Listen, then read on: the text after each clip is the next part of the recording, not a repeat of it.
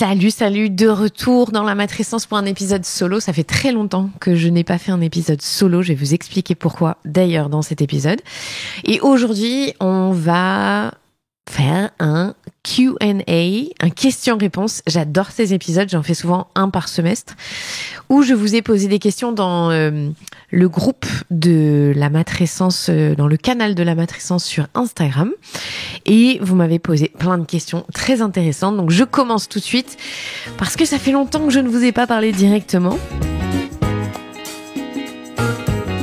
Bienvenue dans la matrescence. Dans ce podcast, on part à l'aventure. L'aventure la plus merveilleuse et difficile de la vie, la parentalité. Laissez-vous embarquer au travers des épisodes qui explorent toutes les facettes, des plus complexes aux plus fun, du monde des parents. Apprenez, riez, pleurez, découvrez et débattez en écoutant la matrescence. Nous avons une mission, vous donner des clés pour vous accompagner à n'importe quelle phase de votre parentalité. Je suis Clémentine Sarlat, votre hôte depuis mars 2019 déjà. Je suis ultra curieuse, très enthousiaste, mais beaucoup trop bordélique. Je suis aussi maman de 3 petites filles qui m'aident à me remettre en question quotidiennement. Et dans une autre vie, j'ai été journaliste sportive à la télé et aujourd'hui, je vous aide à rayonner dans votre parentalité. Abonnez-vous pour ne rien rater. Allez, let's go!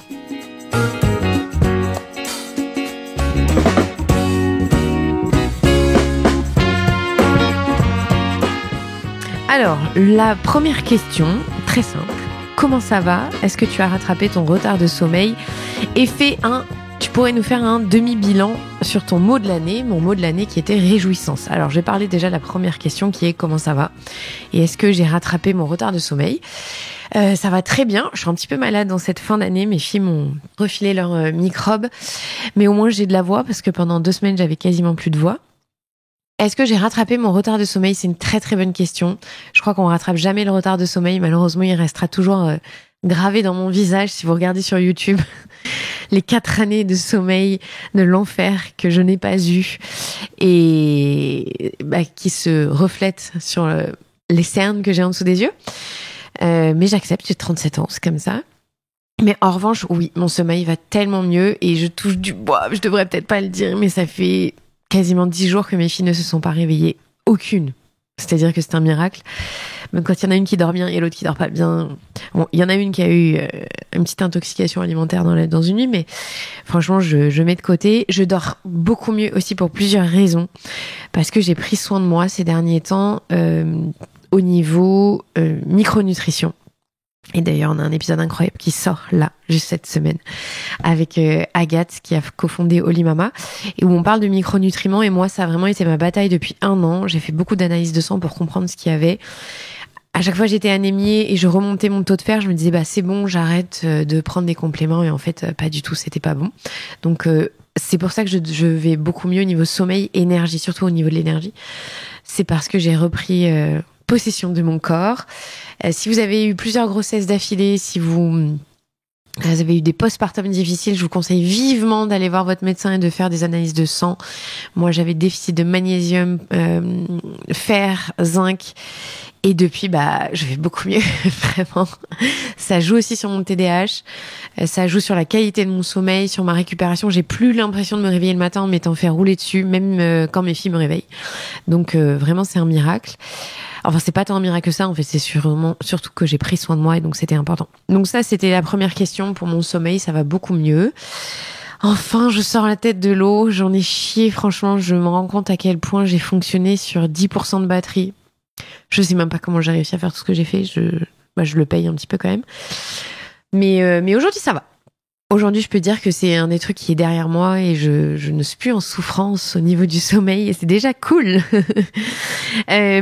Ensuite, la deuxième partie de la question, c'était un demi-bilan sur mon mot de l'année qui était réjouissance. On est au mois de juin. Non, au mois de juillet. J'enregistre, on est au mois de juillet.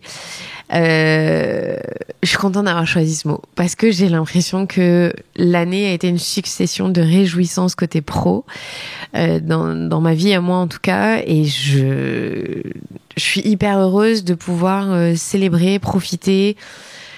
Je ne suis plus surmenée, je ne suis plus en stress. J'ai trouvé une organisation qui me convient parfaitement. Je prends conscience de tout le chemin parcouru et donc je suis capable de le célébrer parce que justement j'ai de l'énergie. Ça va avec au final. Et je trouve que la vie est réjouissante. C'est vraiment un mot qui me colle à la peau cette année. C'est passé plein de choses dont je parle pas trop ici dans ma vie privée, mais avec mon mari, on a acheté une maison de vacances. C'était un projet qu'on avait depuis 6 ou 7 ans. On habite dans le sud-ouest et on a acheté une maison de vacances sur la côte landaise et c'est juste incroyable. Je sais à quel point on est chanceux, je sais à quel point on est privilégié et je suis désolée si ça met mal à l'aise certains que je puisse dire ça parce que je sais que les temps sont durs pour beaucoup de personnes. Mais ça n'enlève rien à moi, nous, notre succès, mais je suis contente qu'on puisse offrir ça à nos filles, qu'on puisse profiter de cet endroit magique où on va créer plein de souvenirs et qui participe à cette réjouissance et ça a un impact en fait le mot parce que avec mon mari on a aussi dit qu'est-ce qu'on veut cette année vraiment. Ça fait 6 ou 7 ans qu'on se dit on veut acheter une maison de vacances, on regarde, non c'est pas le moment, les finances tout ça et puis il y a eu un timing qui s'est aligné, on a cherché précisément avec une idée claire de ce qu'on voulait et en 2 semaines on a trouvé. Et encore une fois, je sais que c'est un privilège. Hein. On a aussi trouvé parce qu'on a le budget qui peut aller avec. Donc, je ne dis pas ça comme s'il fallait juste le vouloir pour le pouvoir, pas du tout. Mais nous, on a été clair avec ce qu'on voulait et du coup, ça s'est décanté de cette manière-là. Et ça participe à cette réjouissance. Réjouissance aussi parce que j'ai animé la 2e retraite de la matrescence et c'était génial de voir ces 15 femmes me faire confiance, nous faire confiance parce que vraiment Morgane, elle fait partie entièrement de l'aventure. C'est elle qui organise tout de A à Z, donc c'était génial. Et puis Morgane est très douce, très tranquille, et c'était trop bien. Donc merci à ces 15 femmes qui m'ont marquée parce qu'on a beaucoup ri en fait, parce qu'on a beaucoup pleuré, parce qu'il y a eu beaucoup de vulnérabilité, de moments très forts, parce que j'ai senti un groupe, je sais pas, il y avait une énergie incroyable dans ce groupe. Et je suis fière de ça. Et ça fait partie des réjouissances. Réjouissances aussi parce qu'on a fait ce premier événement live en février à Bordeaux. Réjouissance parce qu'il y a la première formation qui sort là le 19 septembre. On est en train de la finaliser. Je suis tellement fière de ce que j'ai fait, de ce que j'ai écrit, du travail que j'ai fourni. Et je sais, mais je suis persuadée au fin fond de moi que ça va être tellement aidant pour vous. Tellement pertinent par rapport aux problématiques que vous pouvez avoir dans vos vies de parents. Donc voilà, réjouissance, franchement, ce mot m'a allé à la perfection. J'ai la pression pour 2026. Allez, 2e question. Comment fait-on pour vivre d'un podcast ? Et je trouve que c'est une très bonne question. J'ai l'impression qu'il y a beaucoup de monde pour qui c'est opaque. Alors déjà, la première réponse que j'ai envie de faire, c'est que nous ne sommes pas payés par les plateformes. Si vous êtes en train de m'écouter sur Spotify, sur Deezer, Apple Podcast, sachez que nous ne touchons aucune rémunération de ces plateformes-là. Contrairement aux artistes, notamment sur Deezer et Spotify, aux artistes musicaux qui, eux, touchent. Alors, je crois que c'est ridicule, hein, mais ils touchent quand même de l'argent. Donc, nous, on vit principalement du marketing, donc des campagnes publicitaires que vous avez sûrement entendues juste avant d'écouter le podcast, qui sont des marques avec qui je travaille, que je choisis avec soin. Je tiens à le dire parce que j'ai déjà refusé des très, très, très gros montants parce que j'étais absolument pas alignée avec les valeurs de la marque. Et d'ailleurs, aujourd'hui encore est sorti un article sur cette marque, sur les problématiques judiciaires qu'a cette marque, donc que je ne citerai pas, mais donc je suis très alignée avec moi-même, très en accord. Donc comment ça fonctionne ? Nous, on vend 1000 écoutes à un certain tarif aux marques. Et pour être très honnête, La Matrescence est un podcast qui est très recherché parce que vous êtes un public fidèle, parce qu'il faut aussi que vous le compreniez que on vous fournit une écoute gratuite avec des masterclass quasiment, hein, quand j'interviewe des gens qui sont très très connus, que vous pouvez écouter gratuitement pendant 1 heure. Nous, on est quand même obligés de financer ce travail qu'on fournit. Hein. On est 4 à travailler ensemble à temps plein quasiment. Et donc, on vend aux marques qui aiment venir sur le podcast parce que elles savent à qui elles s'adressent en fait. Je vais vous donner un exemple très précis, hein, si on veut aller là-dedans. On sait que notre auditrice cible phare, c'est une jeune femme de 35 ans. Vous êtes plus jeune que moi. Qui vit principalement entre Paris, Lyon, Marseille, Bordeaux. Lille aussi quand même pas mal et Nantes. Il y a un peu moins de Toulouse et de Montpellier, mais je vous salue. Mais les Lyonnaises, vous êtes number 2 après Paris. Donc dans les grosses villes, donc c'est une femme citadine. Ce qui ne veut pas dire que si vous n'êtes pas citadine, vous n'êtes pas la cible. C'est juste que dans la moyenne, il y a le plus de femmes qui écoutent, ce sont ces femmes-là. Et qui, je crois, en moyenne 2 enfants. C'est ça, c'est nos stats à nous. Là, les stats que je vous ai données avant, c'était les plateformes qui nous les fournissent quand vous inscrivez sur votre appli pour écouter. On a aussi 30% d'hommes, mais en gros, c'est ça. Donc, en gros, les marques, elles ont une idée à qui elles s'adressent. Et donc, c'est plus facile pour nous aussi de choisir des gens qui ont un lien très précis avec vous. Même PACAP, qui est mon partenaire historique depuis 4 ans maintenant, qui est un bilan de compétences, on se dirait rien à voir, mais en fait si, puisque souvent dans la phase où on devient mère ou parent en général, on remet un peu en question notre vie pro, et donc c'est parfait. Donc voilà comment ça se finance. En grande partie, il y a aussi Patreon, que je salue, mes auditrices de Patreon, il y en a, elles sont fidèles depuis tellement d'années, qui donnent 5, 10 ou 15 euros par mois pour aider à financer le podcast. Elles ont accès à des avantages, notamment quand on paye 15 euros, on fait un cercle par mois où on aborde un thème. On est une quinzaine de parents tous les mois depuis 3-4 ans. Il y en a que j'ai vu évoluer depuis 3-4 ans, que je salue très fortement. Marie notamment, Luca, je pense à toi, je pense à Angélique, qui sont les 3. Et il y en a d'autres, il y a Flora, il y a une autre Marie, qui sont là depuis très très longtemps. Mais je crois que Marie Potard, Luca et Angélique, c'est celles qui sont là depuis 2021. Donc tous les mois, on se retrouve. Et il y en a certaines qui participent ensuite à la retraite. Donc ça, c'est un autre moyen de financement. On a aussi l'affiliation, qui rapporte pas énormément d'argent, mais quand même, c'est un trafic de revenus, une source de revenus. Mais notre principale source de revenus, clairement, c'est le sponsoring sur le podcast. Et ensuite, il y a les réseaux sociaux aussi. Et donc, on va rajouter, nous, avec la formation, une autre source de revenus, mais c'est pas tellement comme ça qu'on finance le podcast. Vraiment, c'est le sponsoring. J'espère que j'ai été claire. Ça me paraît toujours simple, mais j'entends que c'est assez novateur comme façon de rémunérer un média. Mais sachez que c'est possible. Sachez que je peux payer plusieurs personnes, me verser un salaire aujourd'hui et profiter de ma vie de manière géniale. Donc merci à vous d'écouter aussi, d'être présent, parce que c'est grâce à vous si aussi on peut augmenter notre volume d'écoute et faire rentrer plus d'argent, et donc embaucher plus de gens, et donc vous proposer plus de contenu pertinent, parce que c'est un cercle vertueux. C'est pas pour s'en mettre plein les poches, c'est pas du tout le but. C'est pour avoir un cercle vertueux et faire grandir la matrescence. Parce que je tiens à le dire, dans l'entrepreneuriat, si on s'en met plein les poches d'entrée et qu'on n'investit pas, ça sert à rien. En fait, il y a un moment, ça va coincer. Donc, on est loin du mythe de ça nous rend millionnaire. C'est pas vrai, mais on vit très très bien, sans aucun souci. Troisième question, qui est dure, mais que je trouve géniale, donc ça va vous faire réfléchir vous aussi. Si tu avais une baguette magique, quel aspect sur lequel tu n'as pas maîtrise changerais-tu dans ta vie ? Je parle à l'instant T, parce que je pense que j'aurai une réponse différente dans 1 ou 2 ans. Aujourd'hui, ça aurait vraiment tout changé dans ma vie si le sommeil avait été simple avec mes enfants, ce qui n'a pas été le cas. Ça aurait tout changé. Vraiment, j'ai énormément souffert du manque de sommeil. J'ai une de mes filles qui s'est réveillée toutes les demi-heures pendant des mois et des mois en hurlant. Ça a été une catastrophe sur ma santé mentale, physique.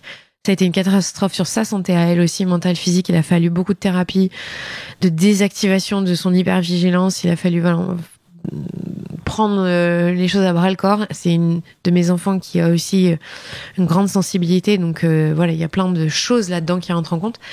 Mais vraiment, la baguette magique, si j'avais pu faire, ça aurait été régler le sommeil de mes enfants, faire en sorte que, ok, de temps en temps, ils se réveillent, mais que tout le monde dorme. Aujourd'hui, c'est le cas. Et je vois la différence. Et ça me donne envie de pleurer tellement j'en ai souffert. Tellement ça a été extrêmement difficile, et je compatis avec celles et ceux qui vivent ça. Et je vous envie, celles et ceux qui n'ont pas vécu ça. Ça en fout. On devient très mauvais parents quand on est fatigué. Alors je sais qu'il y a toujours des solutions pour faire dormir les enfants. Et aujourd'hui, c'est pas que je comprends, mais je sais pourquoi on peut en venir à fermer la porte et ne pas accéder aux besoins d'un enfant quand il pleure, tellement nous, on peut plus. C'est jamais ce que j'ai fait, mais je pourrais comprendre qu'on puisse faire ça tellement on est à bout. Donc ma baguette magique, moi vraiment, ce serait le sommeil. Ce serait le plus simple pour moi. Et en même temps, je suis très fière d'avoir accompagné mes filles, d'avoir été présente pour elles dans leurs difficultés. Bon, c'est surtout une qui a eu des difficultés. Les autres, c'était rien à voir. C'était pas comparable. Et je suis fière d'en être sortie de cette difficulté-là. Donc, posez-vous cette question. Si vous aviez une baguette magique, quel aspect que vous ne maîtrisez pas, vous changeriez dans votre vie? Et donc, la deuxième question à cette question, c'est et sans baguette, comment est-ce qu'on compose avec? Bon, bah, moi, sans baguette magique, clairement, je n'ai pas eu la baguette magique pour le sommeil. Enfin, oui et non, parce que je savais que c'était aussi lié à un problème psychologique, donc j'ai pris quand même les choses à bras le corps, sauf que c'est une baguette magique qui marche pas en une nuit. Ça prend des mois et des mois et des mois. Et je l'ai fait. Du coup, je m'en suis souciée. C'est pas un problème que j'ai laissé couler.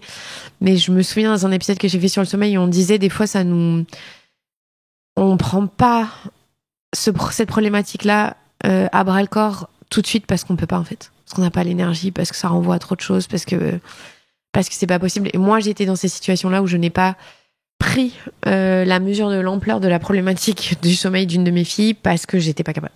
Parce que j'étais en postpartum, parce que j'avais les hormones dans tous les sens, parce que j'étais mère célibataire, pour plein de raisons différentes qui m'appartiennent, enfin qui appartiennent à notre famille. Donc voilà.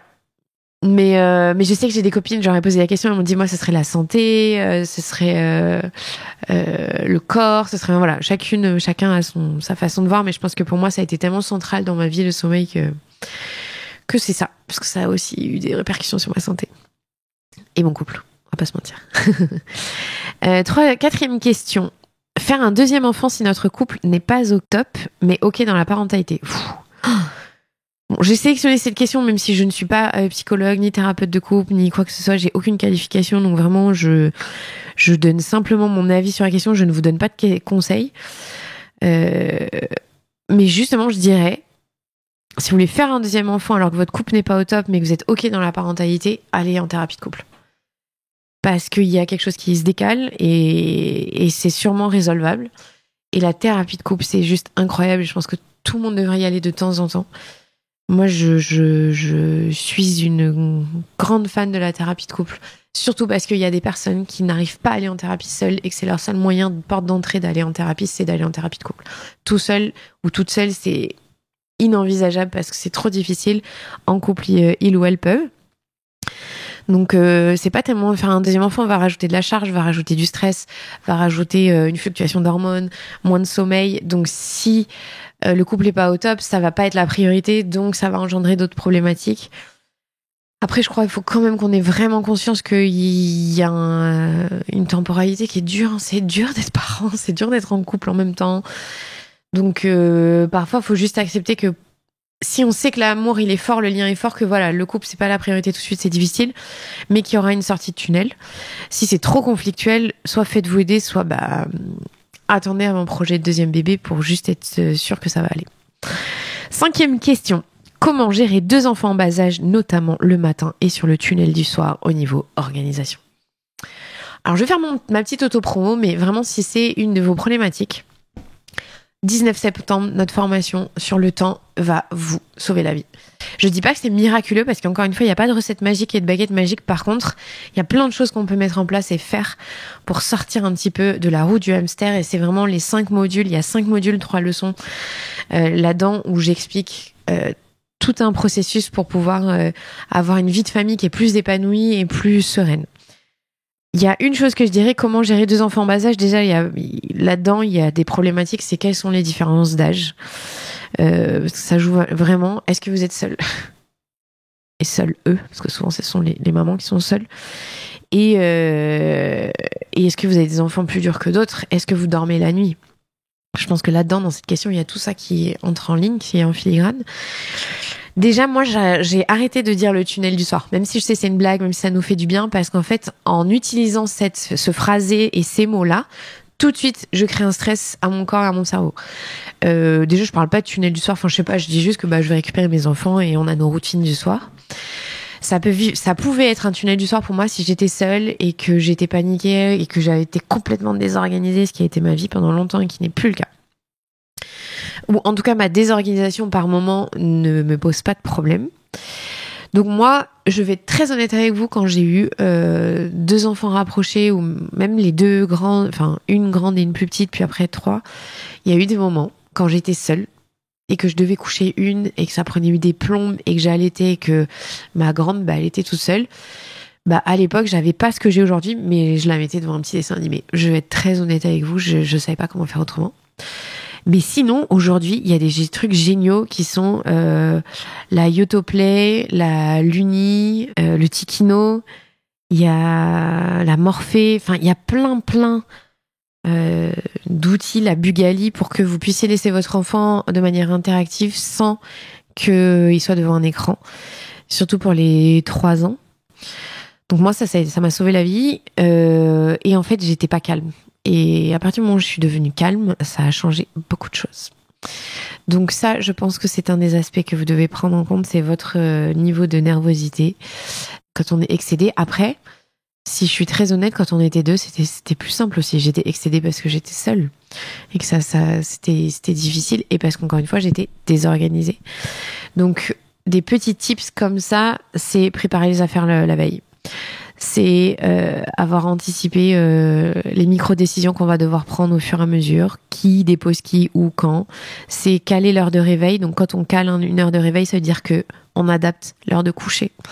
S'il faut que vous soyez réveillé à 6h30 parce que voilà, vous avez beaucoup de routes, je sais pas, peu importe votre situation familiale, ça veut dire qu'il va falloir coucher les enfants plus tôt pour qu'ils ne soient pas en difficulté quand vous les réveillez. Donc ça, c'est des choses très importantes à prendre en compte.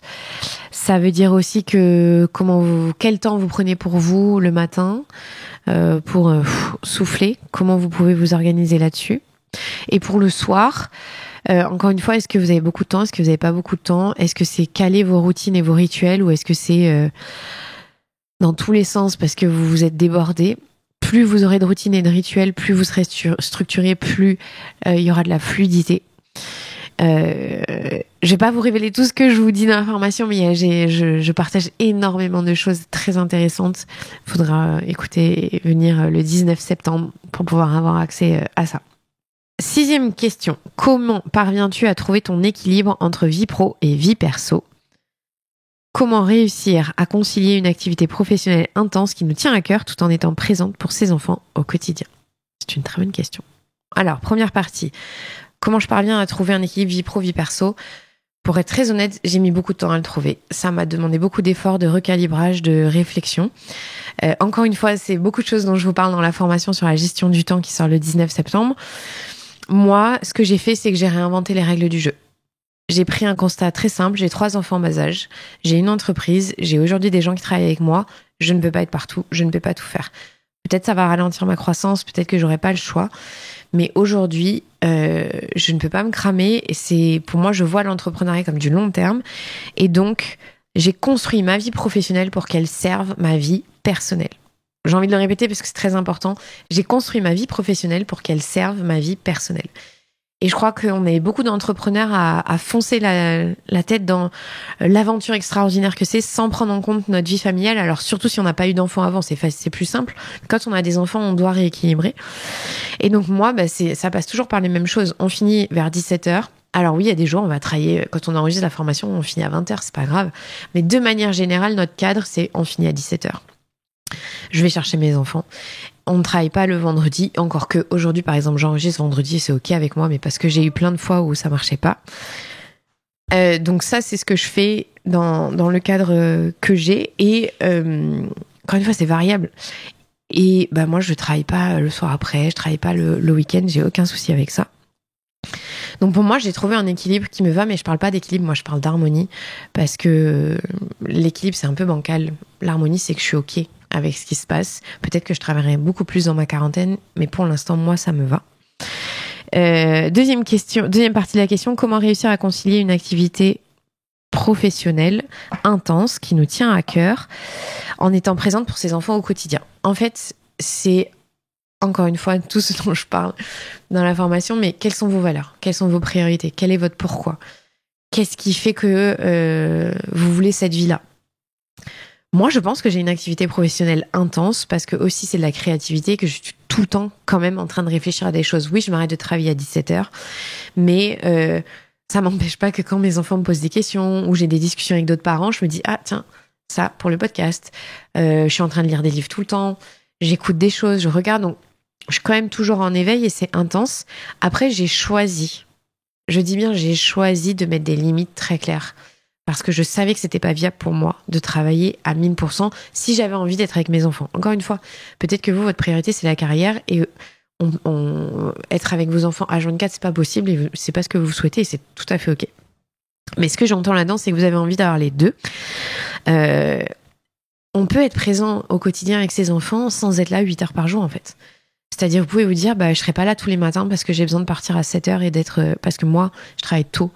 C'est là ma zone d'énergie et ma zone de génie. Donc, je pars à 7 heures, mais par contre, je suis là à 17 heures. J'ai fait une grosse journée de travail, mais à 17 heures, j'ai récupéré mes enfants. C'est ok avec mon conjoint ou ma conjointe.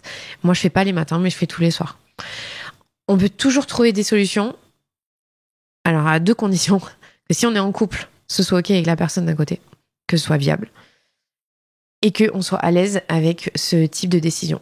C'est pour ça que je ne parle pas d'équilibre, je parle d'harmonie. On ne peut pas tout avoir. Je pense qu'il faut arrêter avec ce mythe. Je ne sais pas pourquoi on nous l'a mis dans la tête. Il y a des moments où on va être plus sur quelque chose et d'autres moins. Et il faut être ok avec. Il faut... C'est pas qu'il faut baisser ses standards. Il faut juste se dire qu'on nous a créé des standards impossibles à atteindre. Donc si déjà vous vous dites ok, en fait, je peux pas tout faire en même temps et ça va, mais ça sera plus simple de créer votre vie pro qui sert votre vie perso. Et moi, j'ai envie vraiment d'encourager encore plus les entrepreneurs, femmes et hommes, mais de créer votre vie pro pour qu'elle serve votre vie perso. On est des êtres humains. Oui, votre passion, votre métier, il est incroyable, vous avez de la passion, évidemment. Mais le jour où ça s'arrête, il vous restera toujours vous en tant qu'être humain. Et si vous n'avez rien organisé autour, ça va être très difficile.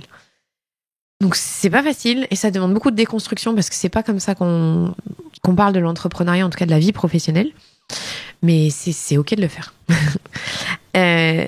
Avant-dernière question, comment gères-tu les devoirs avec ton aîné ? Je ne les gère pas. Alors pour 2 raisons. Un, parce que j'ai quasi jamais fait mes devoirs quand j'étais plus petite. Je sais, c'est pas bien, mais je vais être très claire avec vous. Les devoirs en primaire ne sont pas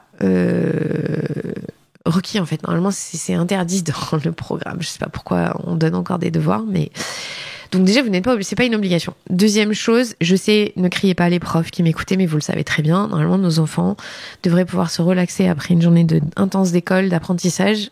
Ça serait plus simple. Et il y a des enfants qui rentrent dans des maisons où il n'y a pas le temps de faire les devoirs, où les parents ne parlent pas français, ne sont pas éduqués, donc c'est difficile pour eux et je trouve ça assez discriminatoire finalement. L'autre chose, c'est que je faisais mes devoirs à l'étude quand j'étais en primaire, c'est après collège, lycée où je faisais pas trop mes devoirs. Et donc pourquoi ce n'est pas moi qui fais les devoirs ? Parce que c'est mon mari. Mon mari, il adore faire les devoirs avec ma fille et ils adorent le faire, ils le font au moment du coucher, c'est un moment à eux que je n'apprécie pas, soyons très honnêtes, donc je suis très contente que ce soit lui qui le fasse, parce que moi c'est pas du tout mon kiff, mais en fait ma grande elle adore faire les devoirs, très important pour elle, donc tant mieux. Dernière question, toi qui viens du monde de la télé, quelles sont tes astuces beauté, conseils, routines, surtout que tu disais souffrir d'acné hormonal ? J'adore cette question parce que je suis vraiment la plus quiche là-dedans, je sais pas du tout mon truc, les produits de beauté, tout ça. Par contre, je sais très bien me maquiller parce que pendant longtemps, j'ai été maquillée à la télé. Mais on va être très honnête, j'ai des cernes de l'espace que je n'avais pas quand j'étais maquillée en télé, donc je ne sais pas très bien les maquiller par contre, mais je sais ce qui me va. Les produits que vous utilisez sont très importants, mais en fait, et c'est ce qu'on nous apprend aussi en télé, c'est ce que vous enlevez de votre visage après qui est le plus important, comment vous le faites. Et moi, je suis la plus mauvaise à ça, le nombre de fois où je me démaquille pas. J'ai de l'acné hormonal, c'est vrai, c'est très chiant à 37 ans d'avoir encore de l'acné, et moi ça a beaucoup à voir avec ce que je mange, donc si je mange beaucoup de sucre ou pas, si je mange des produits laitiers ou pas, donc ça c'est très lié pour mon acné hormonal, mais encore une fois c'est pas fascinant de savoir, et j'en ai beaucoup moins depuis que je prends mes suppléments en fer, en zinc et en magnésium, clairement j'en ai beaucoup moins. Astuce beauté, c'est crème solaire. Je fais partie de la même team que tout le monde. J'ai pas mis assez de crème solaire plus jeune. Enfin, j'en mettais beaucoup, mais je m'exposais beaucoup. Aujourd'hui, je m'expose vraiment moins et je mets de la crème solaire tout le temps, de la 50. J'adore la crème solaire de la marque SVR. Je suis pas sponsorisée, je n'ai aucun lien avec eux, mais vraiment, j'adore cette crème et je sais qu'elle est très bien notée. Donc c'est la marque que j'utilise. J'adore les produits Respire, les produits de Soin de Soi, qui est une marque qui vient de chez moi. J'adore les produits... Alors parfois j'adore les produits grand public, genre Garnier et tout, parce que j'adore leur odeur. On va pas se mentir. Qu'est-ce que j'aime bien, la marque Demain Beauté, qui vraiment, je trouve leurs produits super. J'essaie de trouver des marques françaises que j'utilise, mais ouais, en même temps, j'utilise que ça. J'utilise que des déodorants Respire. Je vous le dis, je ne suis sponsorisée par aucune des marques dont je vous parle. C'est vraiment moi qui achète au quotidien ce type de marque. Et je me maquille peu. Soyons très honnêtes. Moi, j'aime mettre du blush, j'aime mettre du mascara. Parce que moi, si je peux vous donner une chose, c'est de mettre en valeur ce que vous aimez chez vous. Moi, j'aime mes yeux, moins avec mes cernes, mais je les aime quand même, donc c'est ça que je mets en valeur. Et j'aime être bronzée.